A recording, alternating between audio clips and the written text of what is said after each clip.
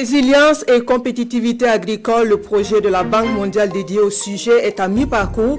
100 milliards de francs CFA ont été injectés et les experts procèdent au bilan à l'occasion de la 8e mission conjointe Burkina et Banque mondiale. Agriculture toujours.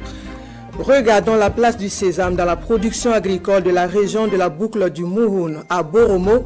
7000 hectares sont emblavés cette campagne avec un rendement satisfaisant. Place est même faite à la culture du sésame bio. En page culture, Ouagadougou fait le bilan des retrouvailles avec le salon du tourisme et de l'hôtellerie. Cito et Vitro 2023, c'est bien terminé. Une clôture sur fond de satisfaction au regard du bilan dressé des manifestations couplées. Voilà donc qui fait la une de l'actualité en ce jour. Bonjour et merci de nous suivre pour commencer Agriculture, Résilience et Compétitivité agricole. Un projet de la Banque mondiale s'y est intéressé. Le projet a bénéficié d'un financement à hauteur de 100 milliards de francs CFA et à présent, les experts se penchent sur le bilan de l'action menée, un bilan à mi-parcours qui s'inscrit dans le cadre de la 8e mission conjointe Burkina et Banque mondiale qui se tient présentement à Ouagadougou, Salif Belem et Moussaki. Dans cette salle, des experts du Burkina Faso et de la Banque mondiale en discussion. Nous sommes à la 8e mission conjointe entre les deux parties. Sur la table des échanges, le bilan mi-parcours du PRECA, projet de résilience et de compétitivité agricole débuté en 2021. C'est de faire le point des activités qui ont été conduites dans le cadre de la mise en œuvre du projet depuis son démarrage jusqu'à date aujourd'hui. Et d'analyser déjà les acquis et aussi de regarder les insuffisances pour tirer des recommandations qui permettent vraiment de mettre des actions pour atteindre les objectifs à terme de la mise en œuvre de ce projet. Le PRECA a un budget de plus de 100 milliards de francs CFA. Ces activités sont axées sur l'aménagement des bas-fonds agricoles et des pistes rurales. Des actions qui cadrent bien avec l'offensive agro-pastorale du département de l'agriculture. Et nous avons beaucoup plus focalisé en fait nos actions sur la mise en œuvre en fait des projets Banque mondiale, le projet PRECA et le projet PERSA. Et nous attendons véritablement de la mise en œuvre de ce projet-là une contribution assez importante et dans le cadre en fait des questions des actions d'aménagement de bas-fonds, des aménagements de plaines irriguées. Également des questions allant dans le sens de l'accompagnement en fait du monde agricole et du monde rural pour les permettre véritablement d'avoir des éléments assez probants pour contribuer fortement à l'atteinte en fait des objectifs de cette offensive-là. Le PRECA intervient dans 4 régions du Burkina, à savoir la boucle du Moun, les hauts bassins, les cascades et le nord. Après cette concertation, les experts vont visiter les réalisations du projet dont la fin des activités est attendue en 2025. Malgré leur situation de précarité, les personnes déplacées internes du fait de la crise sécuritaire jouent leur partition dans la campagne agricole humide en cours dans les localités d'accueil. Les personnes déplacées ont pu bénéficier de superficies cultivables dans la boucle du Mouhoun, précisément dans la commune de Boromo. L'on peut observer la physionomie des champs en cette période. L'heure est à la moisson pour la plupart des spéculations agricoles. Le point avec Navad Dabiré et Karim Ouedraogo. Du maïs, du sorgho, du riz ou du niébé, ce sont entre autres spéculations produites par ces déplacés internes qui ont bénéficié de la générosité des propriétaires terriens dans la commune de Boromo. Après environ 3 mois de dur labeur, l'heure est à la récolte. On a exploité 6 hectares. Dans l'ensemble, on est satisfait même si les poches de sécheresse ont joué sur le rendement. On aura de quoi nourrir nos familles. Avec les 3 hectares, ils ont eu 7 sacs de niébé. Donc je peux dire que nos objectifs, ça va, mais c'est pas tout. Plus on voulait, plus que ça nombreuses. C'est plus de 100 femmes. Ce bas-fond risicole est aussi exploité par des déplacés internes. Dans moins d'un mois, ils vont commencer les récoltes. Environ 40 tonnes de riz sont attendues. Nous attendons 5 à 6 tonnes par hectare. Et ici, il faut vraiment faire un arrêt pour vraiment remercier le PDS, sans oublier vraiment les techniciens, c'est-à-dire la direction provinciale de l'agriculture qui vraiment nous ont accompagnés durant vraiment cette activité. Ces différentes productions vont redonner du sourire à ces déplacés internes qui vivent une situation difficile due à l'insécurité. Près de 80 ménages de PDI, en tout cas qui vont pouvoir profiter de ces récoltes-là pour pouvoir améliorer vraiment les conditions alimentaires de leur famille. Et en plus de ces PDI, il y a aussi la population haute qui a bénéficié d'un certain nombre de parcelles au niveau de ce bas-fond-là et qui va également, à l'issue de la récolte, pouvoir en tout cas allonger le nombre de repas pendant un bout de temps.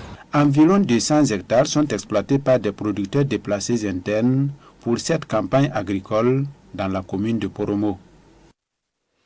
Restons à Boromo dans les sillages de la production agricole toujours. La place du sésame dans la localité, on en parle d'année en année. La production de la spéculation est en hausse. La présente campagne enregistre 7000 hectares emblavés avec un rendement d'une tonne à 1,5 tonne à l'hectare. Le bio s'est même introduit dans les habitudes. Un champ a retenu l'attention de notre équipe de reportage Naba Dabiré et Karim Ouedraro toujours. Mamadou Koulibaly produit du sésame bio sur une superficie de 6 hectares à Nanou, non loin du barrage Le Petit Balai. C'est cette année qu'il a décidé de se lancer dans la production bio. Avec beaucoup d'attaques et beaucoup de maladies qui sont là, nos techniciens ils nous ont dit si on pouvait faire l'agriculture bio, ça va nous accompagner pour l'alimentation, pour notre santé. Et nous tenons à l'encourager beaucoup parce que c'est le seul producteur de la commune qui s'est engagé. L'important du produit bio, déjà c'est pour répondre un peu aux besoins des demandeurs sur le terrain. Et vous voyez qu'il y a beaucoup de partenaires actuellement qui sont en train de demander un peu partout des produits bio. Et le sésame n'est pas resté en marge. Et aussi sur le marché, on voit que le coût de la production bio est très élevé. Et je pense que c'est ce qui a justifié un peu le choix de M. Koulibaly. La production bio a beaucoup d'exigences. Et Mamadou Koulibaly bénéficie de l'accompagnement des agents de l'agriculture pour atteindre ses objectifs. C'est pas facile, mais comme si on veut vraiment faire du bon, donc il faut se mettre au courage pour le faire. Entre les champs et puis les autres exploitations, vous avez vu qu'il y a quand même une zone tampon. Il y a une distance d'au moins 5 mètres qui est respectée et aux alentours, on n'a pas beaucoup de production. Voilà, il faut respecter vraiment ces zones de servitude pour quand même garantir la qualité de la production. Et pour les cas d'attaque en matière de production biologique, nous avons conseillé aux producteurs d'utiliser surtout les produits fabriqués à base de nos plantes locales, surtout à base des feuilles de Nîmes, et les feuilles de papayer et l'ail.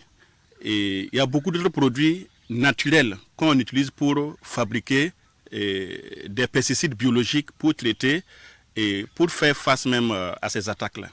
Le sésame est beaucoup transformé au niveau local, ce qui facilite sa commercialisation. À Boromo, ici, la commercialisation est facile parce que nos mamans qui sont au marché, ils sont intéressés et puis il y a des gens aussi qui viennent payer. Voilà. Il faut dire que le sésame, c'est un produit beaucoup prisé au Burkina. Et en particulier, quand on prend un peu la commune de Boromo, Boromo est reconnu pour son sésame. Quand on dit Boromo, on voit déjà le sésame. Donc, déjà, le marché même local est déjà même bien. Pour cette campagne agricole humide 2023-2024, c'est plus de 7000 hectares qui sont exploités pour le sésame dans la commune de Boromo. La variété S42 est beaucoup utilisée dans la plupart des champs. Une variété qui possède un rendement potentiel de 1,5 tonnes par hectare pour un cycle compris entre 90 à 100 jours selon les techniciens de l'agriculture. Les éleveurs ne sont pas à reste de l'activité en cette période de campagne agricole. Du 25 au 26 octobre dernier, se sont tenues à Zignaré dans l'Oubri-Tenga les journées dites de concertation sur le pastoralisme. 2 jours de communication, d'échange et de recommandations pour un pastoralisme bénéfique aux éleveurs du Burkina. Entre autres réflexions menées, l'on retient l'état des lieux du pastoralisme au Burkina. La rencontre est à l'initiative de techniciens d'élevage et d'organisation de la société civile. Amadou Ilboudo et Mariama Tamboura. Les concertations nationales sur le pastoralisme ont réuni pendant 2 jours acteurs de la société civile pastorale, techniciens, personnes ressources et partenaires techniques et financiers. 2 jours au cours desquels ces différents acteurs ont fait la photographie du pastoralisme au Burkina Faso. Nous avons premièrement reconnu ensemble que c'est un secteur important, c'est un mode de vie, c'est une pratique de production et qui apporte une part très importante en termes de contribution à l'économie nationale. Mais en même temps, nous avons, à l'analyse des différentes communications qui ont été passées, nous avons noté qu'il y a beaucoup de difficultés, aussi bien au niveau national qu'au niveau, sous-régional.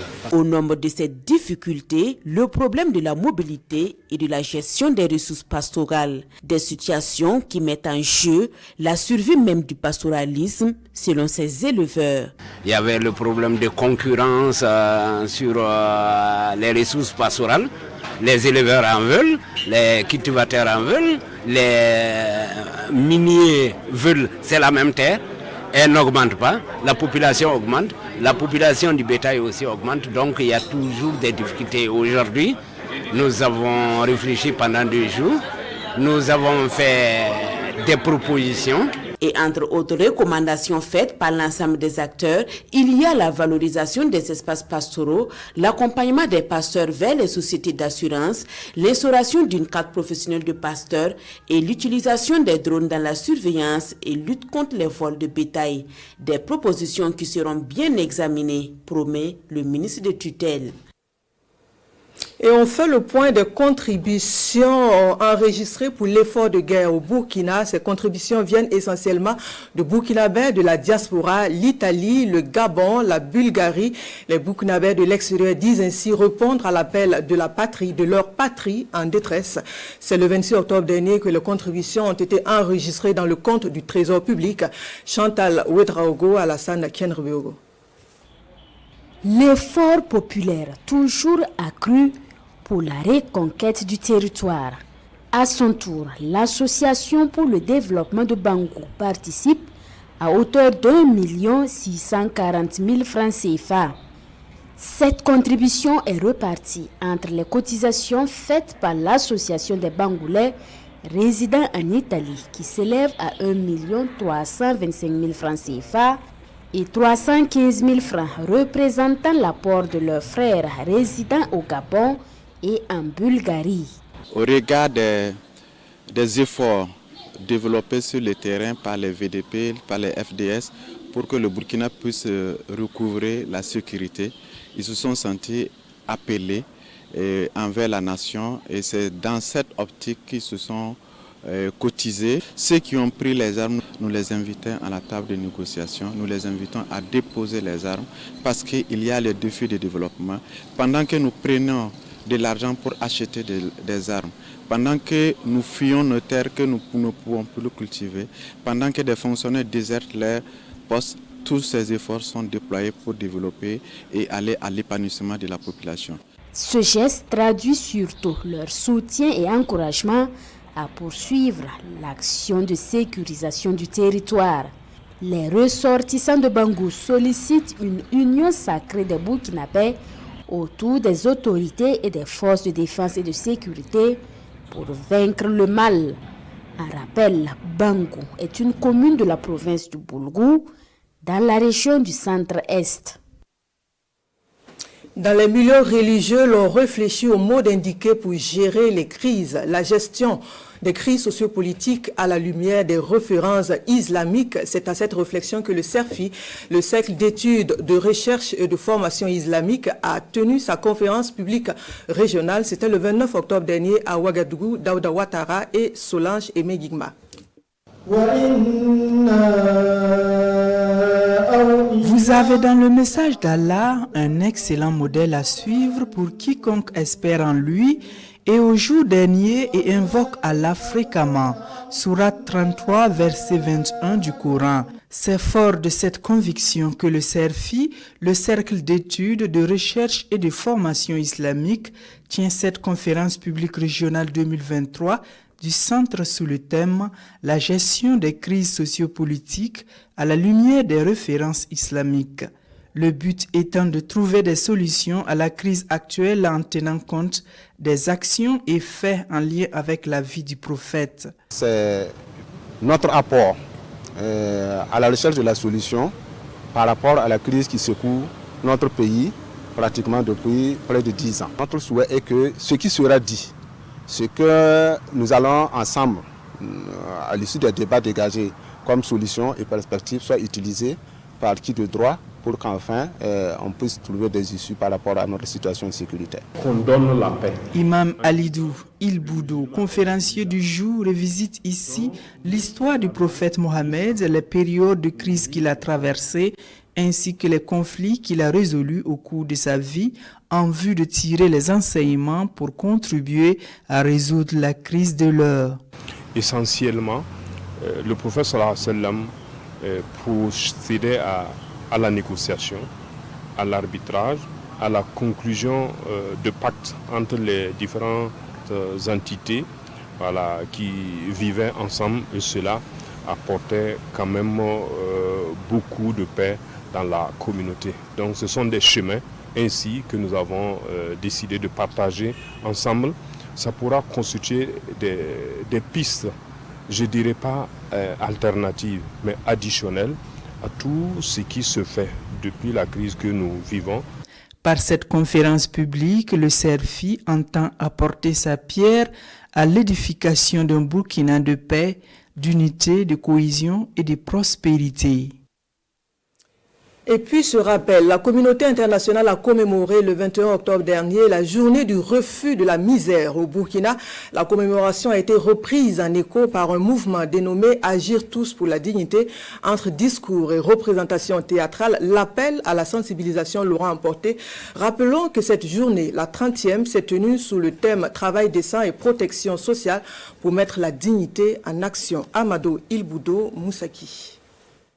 Commémoration en différé de la journée mondiale du refus de la misère. Le mouvement Agir tous pour la dignité des personnes d'extrême pauvreté, ADT Quarmonde, appelle à une mise en place d'un système de protection sociale.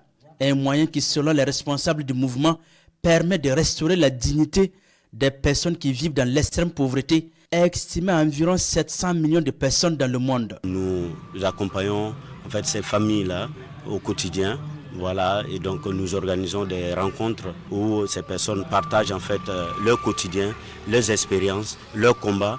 Le monde entier célèbre cette journée pour que les efforts, la contribution et l'intelligence des familles en situation d'extrême pauvreté soient reconnus. La journée mondiale du refus de la misère est une occasion pour rappeler que la misère est une violation des droits de l'homme. C'est pourquoi le ministère en charge de la solidarité nationale travaille pour la réhabilitation sociale des personnes démunies pour un développement social et économique du Burkina Faso. Le Burkina parle de développement solidaire, c'est-à-dire un développement qui implique l'ensemble des citoyens et citoyennes et un développement qui profite à l'ensemble des Burkinabés. La journée mondiale du refus de la misère est célébrée chaque 17 octobre et ce depuis 1992 par les Nations Unies.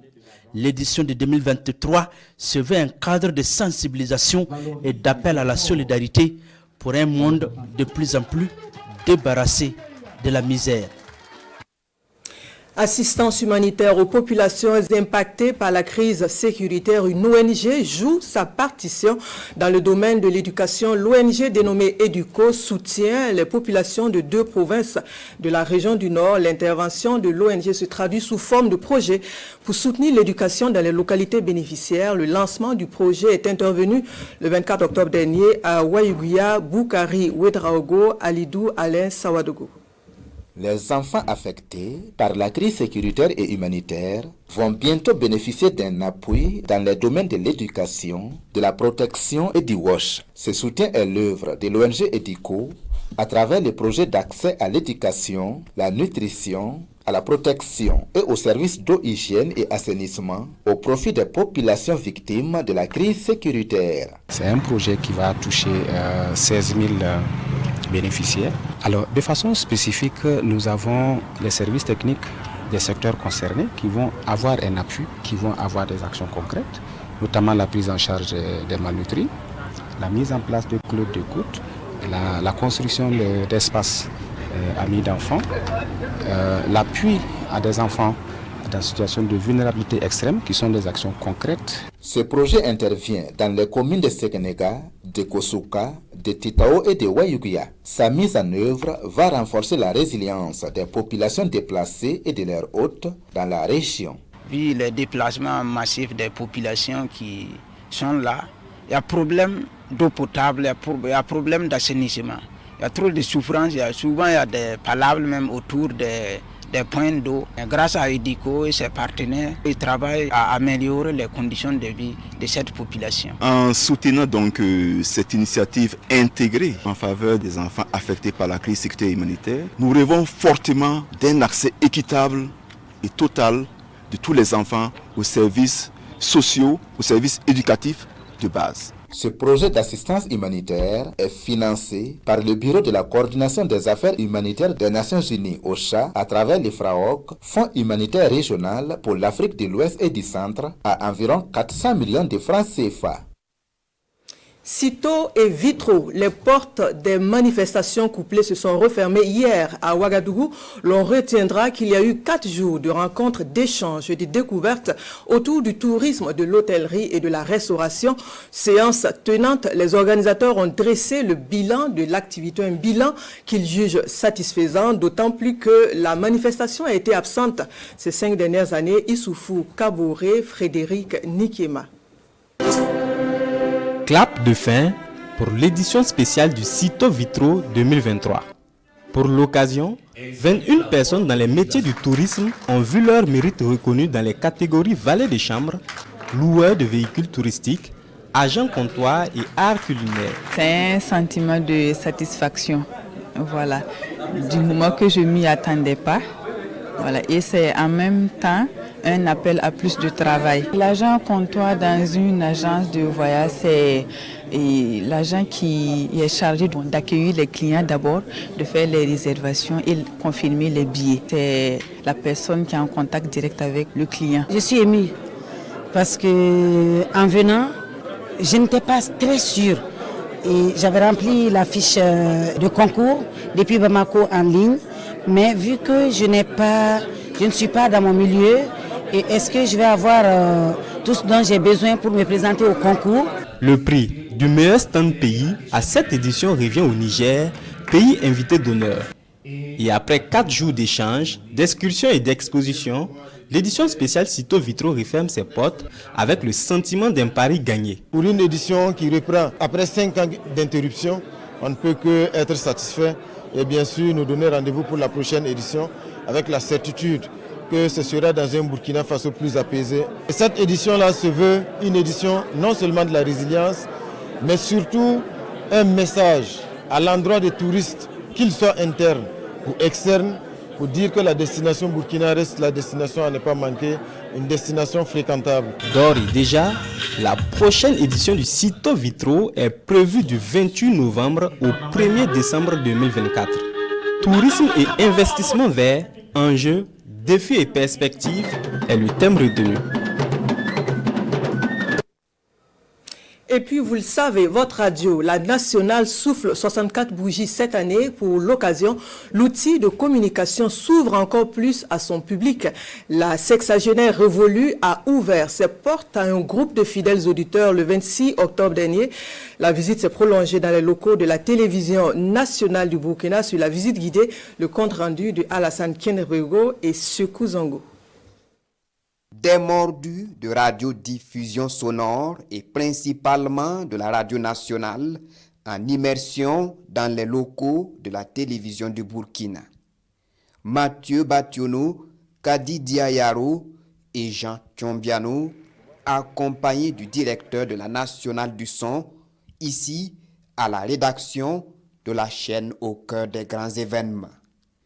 Ils sont accueillis par le rédacteur en chef adjoint Aboubakar Sayon qui leur explique le fonctionnement de cette cheville ouvrière de la fabrication de l'information.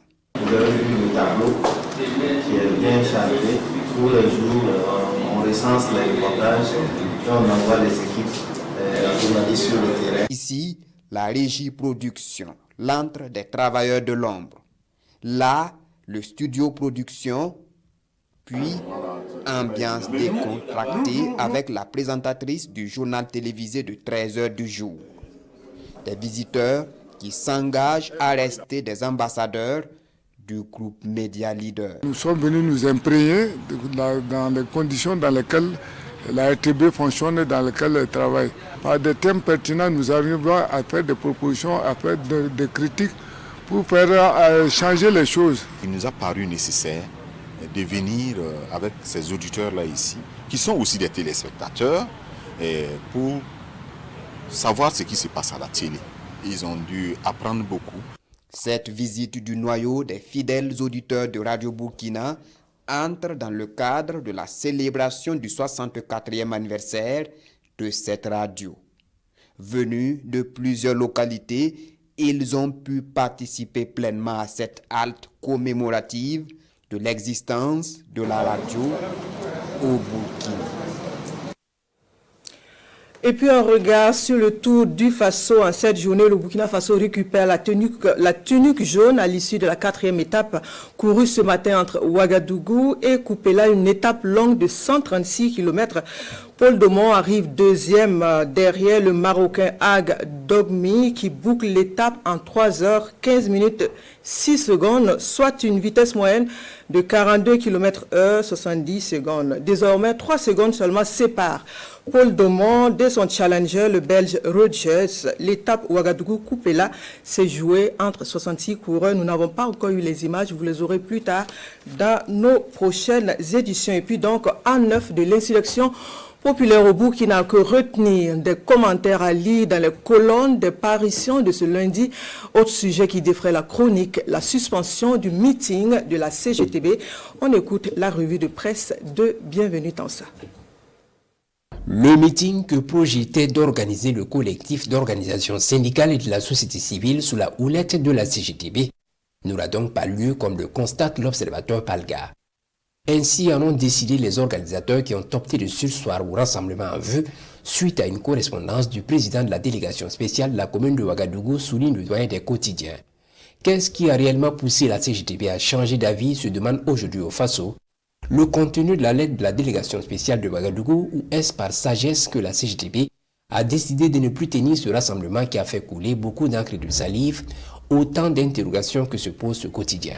Marche et contre-marche, meeting et contre-meeting, déclaration et contre-déclaration, pro et anti, c'est dans cette dualité que les Burkinabés vivent depuis des années, si bien que pendant que les uns construisent, les autres détruisent, déplore l'Express du Faso qui souhaite un changement de comportement. Le moment, selon lui, est venu pour les Burkinabés de regarder tous dans la même direction pour sauver le pays, même si la décision finale n'est pas tout à fait du goût de l'observateur Palga. En 9 de l'insurrection populaire, entre espoir et déception selon le constat de l'observateur Palga, après une balade du micro, voilà l'avis d'un acteur politique partagé entre souvenirs teintés de douleur, de satisfaction et de gravité. De cet autre avis venant d'un acteur de la société civile, l'on apprend que 9 ans après, toutes les promesses n'ont pas été tenues, mais l'espoir n'est pas perdu, semble-t-il. 9 ans après l'insurrection populaire des 30 et 31 octobre 2014, le Burkina Faso se porte-t-il mieux? Pas tout à fait, estime le journal Le Pays, qui fait remarquer que beaucoup de choses sont allées de mal en pis dans beaucoup de domaines après la survenue de cet événement, sur fond de réclamation de la gestion saine de la chose publique. Et voilà donc qui referme cette édition. Merci de votre attention. Bonne suite de programmes sur la télévision du Burkina et nous vous retrouvons très bientôt.